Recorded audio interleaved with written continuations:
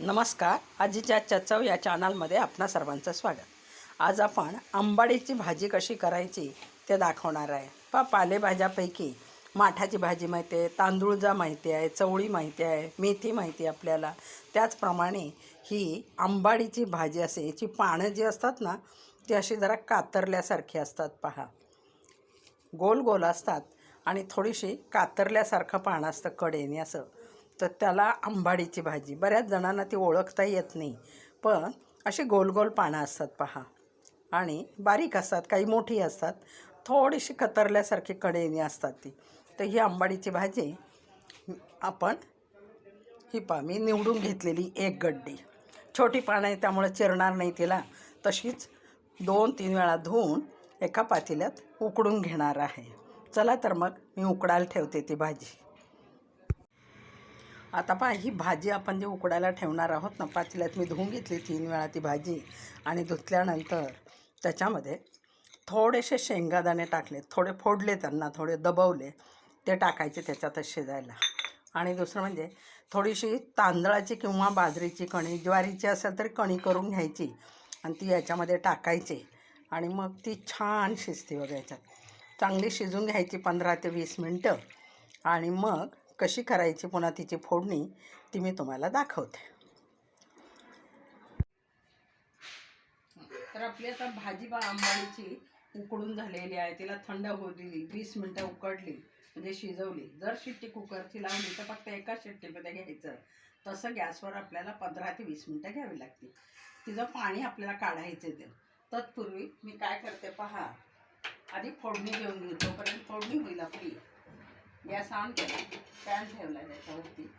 आणि त्यासाठी पहा लागणारं साहित्य एवढ्याने मी 2 कांदे चिरून घेतलेले. त्याच्यामध्ये फोडणीसाठी मोहरी घेतली, जिरी घेतली, लसूण घेतला. लसूण मात्र 2 कांड्या सोलून घेतला. याच्यात लसूण खूप छान लागतो. आणि ही भुकटीची मिरची आहे. मी 12 महिने भुकटीची मिरची अशी करून ठेवते. ओबडधोबड करायची, त्याच्यामध्ये जाडं मीठ घालायचं, लसूण घालायचा आणि खूप छान लागते. चवदार लागतं भाज्यांना. एरवी आपण काय करतो, आपलं आयतं तिखट टाकतो आणि काम चलाव म्हणून करतो. तर तसं नको आहे. काही चविष्ट भाज्यांसाठी ही भुकटीची मिरची म्हणतात ती करायची. तुम्ही पण करून ठेवा पहा आणि मग तुम्हाला येईल. हे पाहत असताना माझ्या चॅनलला लाईक करा, शेअर करा आणि कमेंटद्वारे कळवा सबस्क्राईब करून की ही भाजीची पद्धत कशी आवडते का आंबाडीची. या भाजीचं एक वैशिष्ट्य आहे, आंबाडीची भाजी म्हणतात. नगर जिल्ह्यात, सोलापूर जिल्ह्यात, लातूर, उस्मानाबाद या भागात अंबाबाईला नवरात्रात या भाजीचं नैवेद्य देखील काही लोक दाखवतात. अंबाबाईची भाजी म्हणून आंबाडीची भाजी भाकरी असं नैवेद्य दाखवतात. भाजी फार चवदार असते. विशेष करून आमच्या इथे काम चालू होतं तेव्हा लमाणी लोक होते कामाला. त्या महिला म्हटल्या, आम्ही तर याच्या हाटीव भाजी करतो, रोज म्हटलं तरी करतो, पण खूप छान होते आणि पौष्टिक असते, ताकद देणारी. तर अशी भाजी करायची आता आपल्याला. तर तुम्ही इथे तेल घेतले फोडणीसाठी. 2 चमचे तेल टाकले.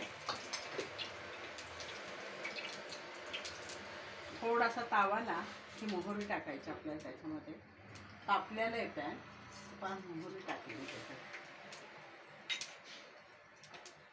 तडतडणं बंद झाल्याशिवाय बाकी काही टाकू नये असं संकेत आहे. आता मी थोडंसं काय करते, गॅस कमी करते, पण आपल्याला जिरं टाकायचं. हे पहा, लसूण टाकला आपण याच्यात. आणि हा लसूण थोडासा तावून द्यायचा, जास्त नाही. काळपट करायचा नाही, मग तो खायला इतका छान लागतो ना, चवदार लागतो. जर जळाला, काळपट झाला, पहा आता गुलाबी रंग झाला त्याच्यात थोडंसं तिखट टाका. आधी कांदा टाकणार मी आणि तो परतून घेणार. आता पुन्हा गॅस मी ऑन केला, जादा केला आणि हा कांदा परतून घेणार. कांदा सुद्धा खूप नाही परतायचा, अर्धवट कच्चा असा ठेवायचा आणि त्याचा भाजीत मुरल्यावर इतका छान लागतो. कारण काही भाज्यांना जेव्हा कांदा घालतो खूप जर जळाला तर भाज्या चवदार होत नाही. अर्धवट परतलेला कांदा हा चवदार लागतो. पातळ भाजी, रस्साभाजी करायची असेल तर मग मात्र आपल्याला भरपूर त्याला परतावं लागतं. पण इथे हे आपल्याला कमी प्रमाणात.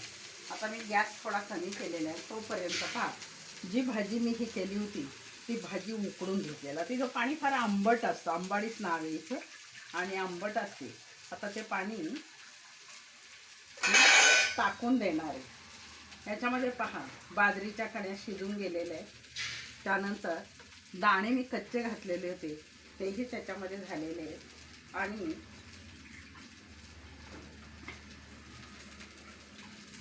कारण हिला आंबटपणा फार असतो या भाजीला, म्हणून आपण काय करतो,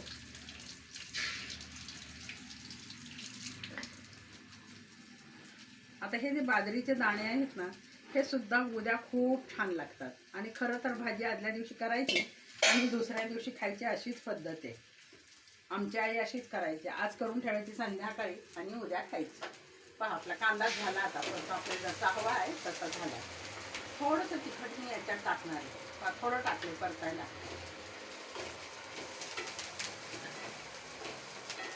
हळद वगैरे काही टाकायची नाही त्याच्यामध्ये, आणि बाकीचं तिखट इकडे टाकणार आहे. त्याला असं चोळून घ्यायचं ही भुकटीची पूड.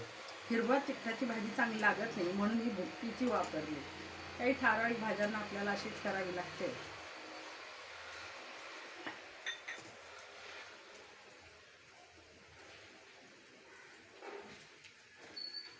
आपला कांदाही झाला इकडे परतून, त्याच्यात लगेच आपल्याला हे टाकून द्यायचं. त्याच्यामध्ये तांदळाची कणे टाकली तरी चालते, बाजरी नसेल तर. ज्वारीच्या कणे करून टाकतात. मिक्सरमध्ये थोडंसं फिरवलं कणी होते त्याची, पीठ टाकून द्यायचं आणि ती कणी वापरायची. असं काही केलं तरी चालतं, पण कणी असावी, चवदार लागते. आणि आपल्याला माहिती आहे आपल्या खाण्यामध्ये जेवणामध्ये सध्या मिलेटचा जमाना आहे, की ज्वारी बाजरी हे आपल्या खाण्यात असावं. गव्हाचं प्रमाण कमी करायला सांगतात, कारण आपण महाराष्ट्राचे लोक शिकवतो ज्वारी बाजरी जास्त, म्हणून ती खायची आपल्याला. आणि आता हिला वाफेवर, थोडीशी मंद वाफेवर होऊन द्यायची.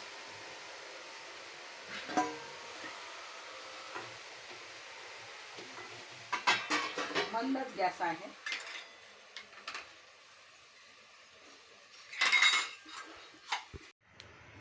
आता पहा 5 मिनिट आपण ह्या भाजीला हे करून घेतलेली, वाफवून घेतली थोडी.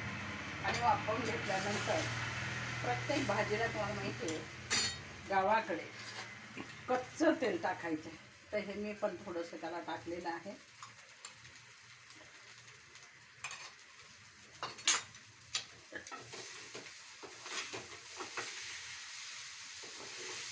छान झालेली, शिजूनही झाली. आता आपण ती काढून घेऊया.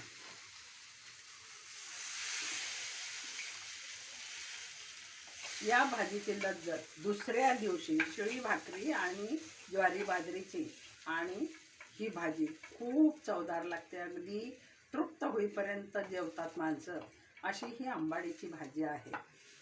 आहारात असावी ती मधूनमधून, बऱ्याच लोकांना ती माहीत पण नसते. तर अशी ही आंबाडीची भाजी आहे. पहा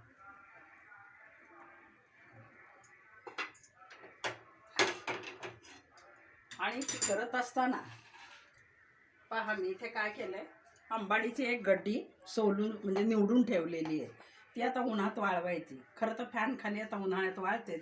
खाली चाळा ठेवलाय, हे जाळीचंच आहे झाकण, आणि त्याच्यावर ठेवली. 2 दिवसात चांगली वाळून जाते हवा लागली की. आणि मग करताना ती पुन्हा अशाच पद्धतीची करायची, पण पाण्यात भिजवायची आणि मग करायची.